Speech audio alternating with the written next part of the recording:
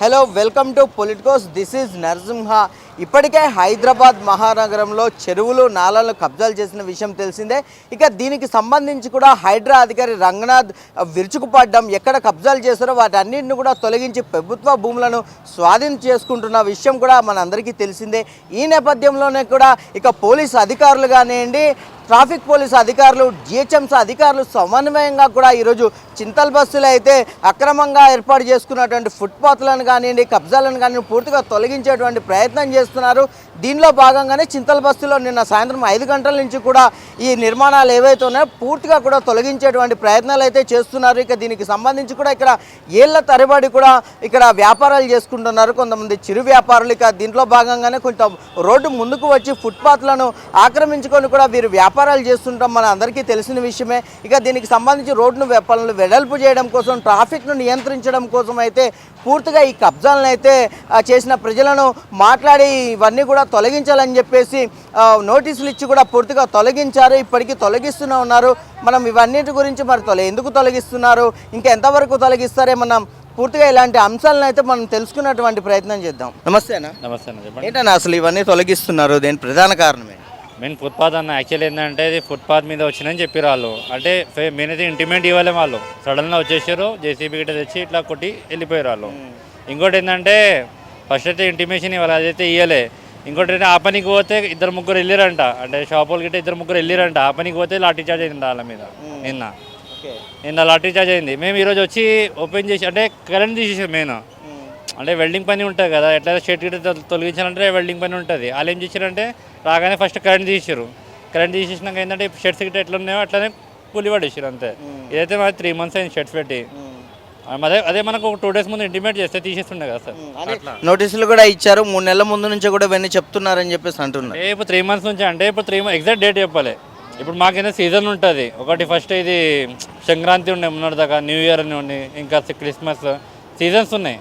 అది వితౌట్ ఇంటిమేషనే కొట్టినట్టు కదా. ఇప్పుడు 3 months ముందు అంటే ఇప్పుడు నేను చెప్తా 3 months ముందు చెప్తా అంటే మనం వెయిట్ చేస్తాం. ఒక 5-10 days ముందు చెప్తే ఈజీ అవుతుంది కదా. ఫలానా డేట్కి తీసేస్తామంటే తీసేస్తాం కదా మేము గిట్ట. అట్లా అంటే జనరల్గా హైడ్రా అధికారులు కూడా 1 day 2 day ముందు నోటీసులు ఇచ్చేసి చెప్తున్నారు, తీసేస్తున్నారు. మరి మీకు 3 నెలల ముందు నుంచి కూడా చెప్తున్నప్పటికీ ఎందుకు తొలగించట్లేదని ఒక ప్రశ్న వస్తుంది. చెప్తున్నా కదా నా మెయిన్ అంటే మాకు సీజన్స్ ఉంటాయి. క్రిస్మస్ అయినా, పొంగల్ అయినా, న్యూ ఇయర్ అయినా, సంక్రాంతి అయితే ఏమైనా అన్ని సీజన్స్ ఉంటాయి మాకు.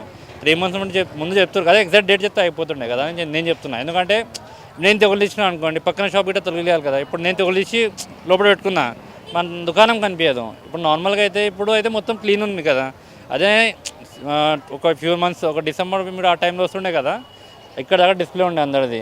ఇప్పుడు నేను తీసేసిన అనుకోండి, పక్కన దుకాణం నాకు కనిపించదు. ఇక్కడ గిట్ట సేమ్ రీజన్ అదే. అట్లా అయితే తొలగియాలి గిట్ట.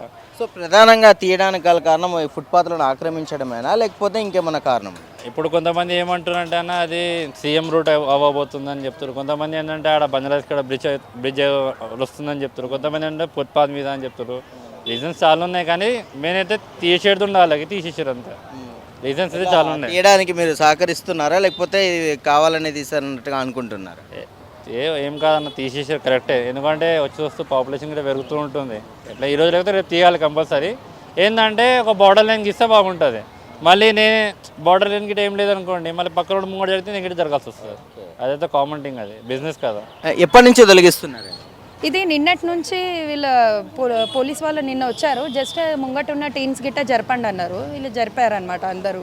మళ్ళీ ఈరోజు మార్నింగ్ వచ్చేసి మొత్తము ఇంటి మొత్తం ముంగటున్న అరుగులు ఇరగొట్టడము, డబ్బాలు తీసేయడము, చాలా అన్యాయం చేస్తున్నారు ప్రజల మీద. అయితే ముందే చెప్పాలి కదా, ముందే ఏదైనా నోటీస్ ఇచ్చి వాళ్ళకు ముందు ఫస్ట్ వచ్చి వాళ్ళకి ఇన్ఫర్మేషన్ ఇచ్చినాక అనౌన్స్మెంట్, లేకపోతే మైక్లో అనౌన్స్మెంట్ అట్లా ఏదైనా చేస్తే వాళ్ళు 2-3 times అలర్ట్ అయిపోతారు.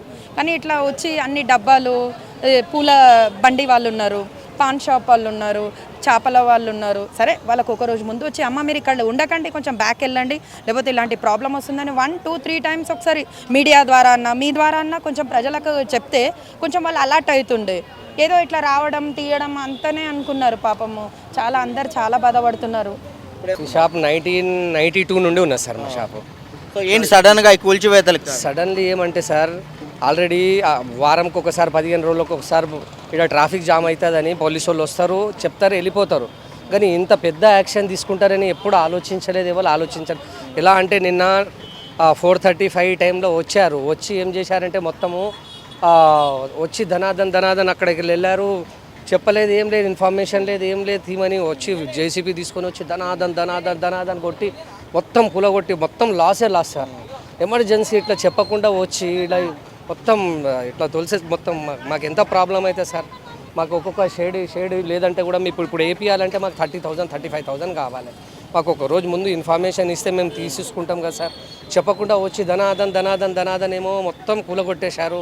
ఎంతమంది నా ఒక్కొంది కాదు సార్, చిన్న షాప్ ఉంది, ఇక ప్లాస్టిక్ షాపులు ఉన్నాయి, బట్టల షాపులు ఉన్నాయి, మన పాన్ షాప్ వాళ్ళు ఉన్నారు, కూరగాయలు చేపలు అమ్మేటోళ్ళు ఉన్నారు. అందరు ఒకటేసారి ఎట్లా ఉన్నదంటే జేసీపీ ఎంత ఫాస్ట్ వస్తుందంటే ఇక్కడ ఒకటి తీసే 2 స్క్రూలు కూడా తీయం, వచ్చి దాన్ని కొట్టి మొత్తం కూలగొట్టేస్తారు. ఎవరెవరు వచ్చారు? కమిషనర్, జిహెచ్ఎంసీ కమిషనర్, పోలీస్ అధికారులు కూడా వచ్చారా? మొత్తం పోలీస్ అధికారులు వచ్చారు. ఇంకోటి ఏమంటే మన ట్రాఫిక్ కమిషనర్ కూడా వచ్చారేమో, డీసీపీ వచ్చారు, పోలీసు వాళ్ళు చాలామంది వచ్చారు సార్. లేదంటే కూడా ఒక 70-80 మెంబర్స్ పోలీసు వాళ్ళు ఉండే సార్.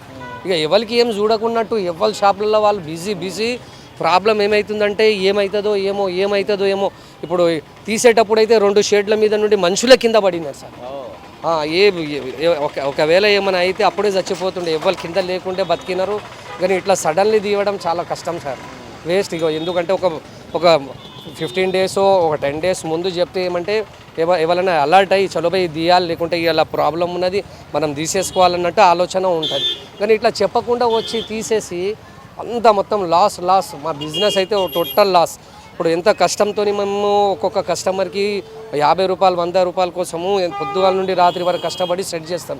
ఇప్పుడు ఇలా మీరు వచ్చేస్తే ఇట్లా చేసిపోతే మార్కెట్లో ఒక్క పబ్లిక్ వస్తలే. ఏమైందో భయం ఎట్లా లేడీస్ వచ్చి ఏమంటుంది, ఏమైంది ఇక్కడ, ఏమైనా అయిందా, ఏమైనా కొట్లాడుకున్నారా, ఏమైనా అయిందా, అది భయం అనేది వచ్చే వరకు మళ్ళీ కస్టమర్స్కి సెట్ అయ్యే వరకు మనకు 15 డేస్ కావచ్చు, ఒక నెల వరకు కావచ్చు సార్. మా దుకాణం ఎట్లా నడవాలి? రెంట్ ఉన్నది 25,000 30,000 రెంట్ ఉన్నది, అడ్వాన్స్లు ఉన్నాయి 5 lakhs 6 lakhs అడ్వాన్స్ ఉన్నాయి, పిల్లలు ఉన్నారు, పని చేసేటోళ్ళు 6 పని చేసేటోళ్ళు ఉన్నారు. ఎట్లా వెళ్ళాలి సార్? మేము ఎట్లా బతకాలి? మనం చెప్పండి. ప్రభుత్వం కూడా ఆలోచించాలి సార్. ఇట్లా సడన్లీ వచ్చి తీస్తే మాకు ప్రాబ్లం అవుతుంది. ఎందుకయ్యా ఈ గూలగొట్టుడు? దేనికోసం గూలగొట్టుడు? పిల్లలు ఎట్లా బతుకుతారు? ఇన్ని రోజులు లేనిది ఇప్పుడు పిల్లలు ఉన్నారు, ఆడు సంసారం, పిల్లలు ఎట్లా బతకాలి? పూడుకోలే మాకు. మేము నడి రోడ్డు మీద అమ్మినా కూడా మాకు అడ్డ కట్టించిండ్రు. ఎంత చెప్పినా కూడా వినలేరు అస్సలు మమ్మల్ని. ఎంత ఆపినాం అన్న, మేము గరీబులం మన రోడ్డు మీద అమ్ముకుంటున్నాము. ఎంతమంది ఎమ్మెల్యేలు ఎంతమంది పోయినా కూడా మమ్మల్ని ఎవ్వరు అటకాయలేరు. ఈసారి మాత్రం మేము అడ్డం పడినా కూడా వినలేరు అసలు. లేదు సార్, మేము పైననే కూర్చున్నాం. ఇప్పుడు 2 ఏళ్ళు అవుతుంది, పైనుంటే కిందికి తీతలేం. వాళ్ళు తీసేసిన దానికి అక్కడ కూర్చోవడానికి లేదు. నిన్న కూడా చెప్పలేరు మాకు. చెప్పింటే కూడా మార్కెట్కి వెళ్ళేటోళ్ళం కాదు, ఎక్కడన్నా మాట్లాడుతుంటాం మేము. ముందు తీసేసినాకనే మాట్లాడరే అన్నారు. అందుకే కదా మరి ఈడ పెట్టుకొని అమ్ముతున్నాం. 40,000 మాలు తెచ్చినాం. కొంచెం కూడా మేము అక్కడ బిల్డింగ్లు అవన్నీ వలగొడతారు కదా అనుకున్నాం. మాకు అడ్డ పోలే కట్టించారు, మున్పు మున్సిపాలిటీలో కట్టించారు గవర్నమెంట్కి వెళ్ళి. కమిషనర్ వచ్చేమన్నది ఆ అమ్మనే మలగొట్టన్నది. మేము అడుక్కున్నాం, అమ్మ చెప్పమ్మా, మేము ఇప్పదంతా ఆగరంటే కూడా వినలేదే. ముందు చేసినాకనే మాట్లాడరు అంటది ఆమె. ఆ అమ్మనే వాళ్ళు బండి ఆపిరు, మేము దేనికి కూల్చుతున్నారు అని అడగలేదా? అడిగినాము. రోడ్డు కావాలంట మనుషులు పోవడానికి కావాలి, మీకు 3 ఫీట్ల జాగ ఇస్తానని చెప్పింది. అందరం అడ్డం పడితే 3 ఫీట్ల జాగాలు ఎట్లా అమ్ముతాం సార్? 20 మంది ఉన్నాం మేము, 20 మంది ఉన్నాం. 3 ఫీట్ల జాగాలు సార్ మాకు ఉన్న కాడికి ఇంతవరకు. ఇప్పుడు పలగొట్టినంత వరకు మాకేం ఎక్కువ వద్దు. మాకు ఇంతవరకు నరికేటోళ్ళు ఉండాలి కదా సార్. నరికేటోళ్ళు ఉంటేనే కదా చేపలు కొనేది మాకు. సో చూసారు కదా, చింతల్ బస్తీ వాసులకు కానివ్వండి, ఇటు జిహెచ్ఎంసీ అధికారులు, ట్రాఫిక్ అధికారులకు మధ్య కూడా కొంత వాగ్వివాదం అయితే జరుగుతూ ఉంది. ఈ నేపథ్యంలోనే ఇక్కడ పూర్తిగా ట్రాఫిక్ జామ్ అవ్వడం, కాస్త ఉద్రిక్తత వాతావరణం ఏర్పడిందనే చెప్పాలి. ఈ నేపథ్యంలో ఏదైతే స్థానికులు ఉన్నారో పూర్తిగా కూడా ఈ ఫుట్పాత్లను అయితే ఆక్రమించడం వల్లనే ఈ ఎంక్రోచ్మెంట్స్ అనేది చేస్తున్నామని చెప్పేసి కూడా అధికారులు చెప్తున్న నేపథ్యంలో ఖచ్చితంగా కూడా రోడ్డు విస్తరణ పనులు చేపట్టాలి. ఇలా ట్రాఫిక్ ఉంటే కనుక నగరంలో ట్రాఫిక్ ఇప్పట్లు ఎక్కువగా మొదలవుతాయి కనుక ఖచ్చితంగా కూడా రోడ్డు విస్తరణ చేయడం కోసమే ఈ అక్రమ కూల్చివేతలను అయితే ఖచ్చితంగా కూల్చివేస్తున్నాము. అక్రమంగా నిర్మించినటువంటి నిర్మాణాలను అయితే పూర్తిగా తీసేస్తున్నామని చెప్పేసి కూడా అధికారులు చెప్తున్నారు. సో మేము ఏళ్ళ నుంచి కూడా వీటిని కట్టుకొని ఉంటున్నాము, చాలా నష్టపోతున్నాము. మాకు 3 నెలల కింద చెప్పినప్పటికీ కూడా సడన్గా వచ్చి ఇవన్నీ కూల్చివేతలు చేయడం అనేది మాకు కొంత ఇబ్బందికరంగా మారింది. కొంత ఆస్తి కూడా నష్టపోతున్నాము. వ్యాపారాలు కూడా నష్టపోతున్నామని చెప్పేసి కూడా ఇక్కడ ప్రజలు వాపిస్తున్నారు. ఈ నేపథ్యంలో కొంత సంఘర్షణ వాతావరణం అయితే నెలకొంది. సో ఏదైనప్పటికీ కూడా అభివృద్ధి కోసమే ఇవన్నీ చేస్తున్నారు. జిహెచ్ఎంసీ అధికారులు కూడా చెప్తున్నారు. సో రోడ్డు పనులు విస్తరణ జరగాలని చెప్పేసి కూడా మేము ఇవన్నీ చేస్తున్నాము. ప్రజలను ఇబ్బంది పెట్టడం అయితే మా లక్ష్యం కాదు. ఎందుకంటే ట్రాఫిక్ సజావుగా సాగితే ప్రజల ఇబ్బందులు కూడా తొలగిపోతాయని చెప్పేసి కూడా వారు చెప్తున్న పరిస్థితి. సో ఇది చింతల్ బస్తీలో జరుగుతున్నటువంటి ఆ పరిస్థితులపై తాజా కథనం. ఇది ఇప్పటి వరకు అప్డేట్. కెమెరామ్యాన్ మోహన్తో Narasimha reporting from Chintal Basti, Hyderabad. Please subscribe to the channel and download the Politicos app from the links in the description.